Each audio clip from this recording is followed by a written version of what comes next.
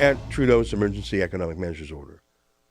It covers foreign banks and insurance companies operating in Canada. So mainly American banks in terms of seizing their assets. If you are a U.S. bank doing business in Canada, well, Wells Fargo, Citibank, whatever, even credit card companies are a kind of bank. You've always known that Canada was a liberal democracy with the rule of law, including very strong free trade agreements going back and forth between our two countries.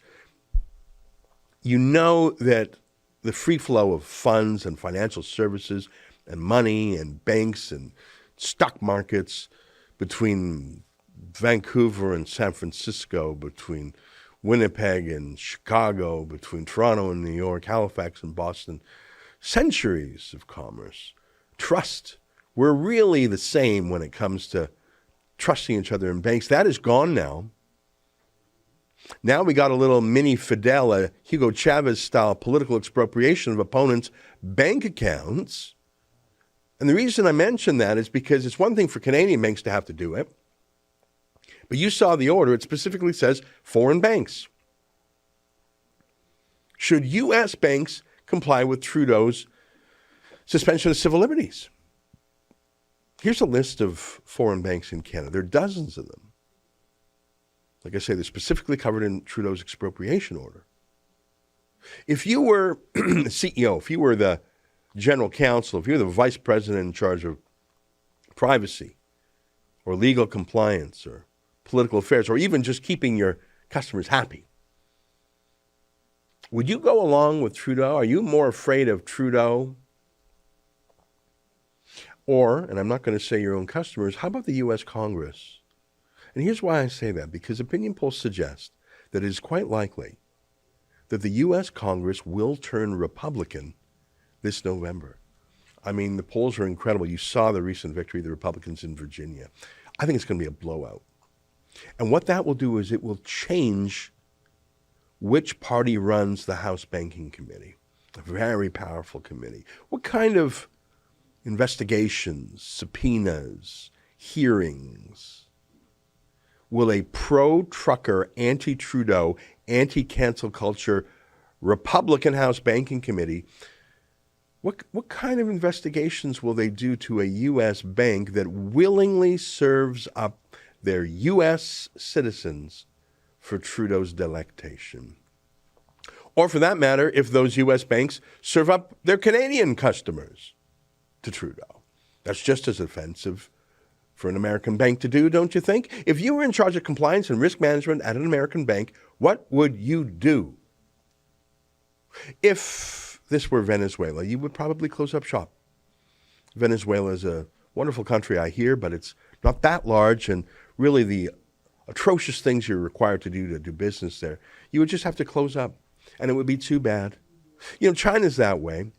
There's a lot of tech companies, for example, Facebook, that would love to do business in China, but just can't, because the requirements of China would be to give every single piece of data about every single customer to the communist government. And although you know Mark Zuckerberg would want to do that, it would just be illegal and it would devastate the trust his company has. Mark Zuckerberg forgoes business in China for Facebook. Do you think that American banks would shut down in Canada if they were forced to do Trudeau's work? I don't know. I hope not. Canada's a huge market. It's as big as California. But if Trudeau is forcing U.S. banks or Canadian banks that are also regulated in the U.S., if Trudeau is forcing them to break the law, maybe those American banks just shut down and say we cannot comply because it puts us at legal jeopardy in America. What do you do? Do you comply? Do you just try and rag the puck till this is over? We know for a fact that a number of American congressmen and senators were supportive of the truckers. We know that. They tweeted about it. I'll bet some of those American congressmen or their staff or families or friends made donations.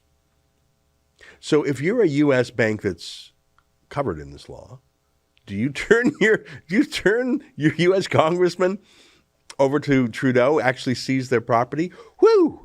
Bold move if you do that.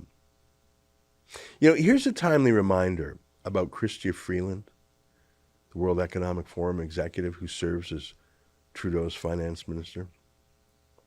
You know, I'm not making fun because not everyone is wealthy, but at age 45, when she returned to Canada from her long stay in the United States, at age 45, when she comes back to Canada to run for Parliament, she needed her parents to co-sign her mortgage. Her parents had to lend her money or guarantee her mortgage. And she is going to tell banks how to operate and what to do. Now, I'm not making fun of someone who needs parents to buy them a house at 45.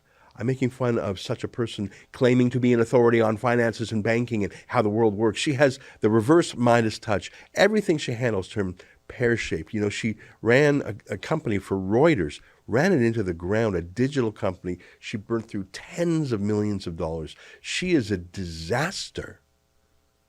And I think she could destroy trust in Canada's banks. Trudeau also orders insurance companies to cancel insurance on any truck he says is a mean, honking kind of truck. Seriously, though, how are insurance companies to know the difference between a good truck and a bad truck? A truck that Trudeau hates, a good horn honk, and a bad horn honk?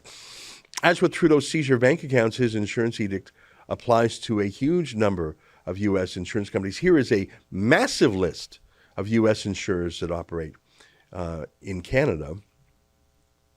Are you actually going to cancel? Let's say you're a CEO or a risk manager at a U.S. insurance company. Are you actually going to cancel insurance on a customer because a politician says so? Is that legal under U.S. law to rip up a contract because some politician told you to? So let's say you're a U.S. insurance company insuring a U.S. citizen driving a U.S. truck between Detroit and Windsor. I mean, going back and forth. There's a lot of those guys, right?